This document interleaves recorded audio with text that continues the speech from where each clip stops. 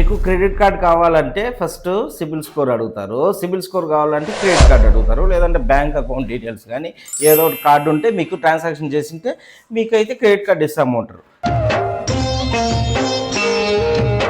అంటే ఇబ్బంది పడుతుంటే మీకైతే సొల్యూషన్ అనేది దొరికిపోయిందండి.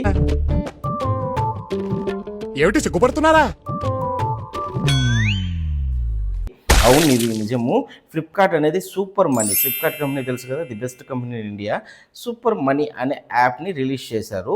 మీరు దాంట్లో పోయేసి కార్డ్ అనేసి ఉంటుంది. సో మీరైతే ఫ్రీగా, మీకు ఎంతమంది సిబిల్ స్కోర్ అవసరం లేదు. అలాగే మీకు ఏమంటే 100 రూపీస్ ఎఫ్డి చేసినారంటే 6% కానీ వడ్డీ ఇస్తారు, 6.26%. మేలు కదా.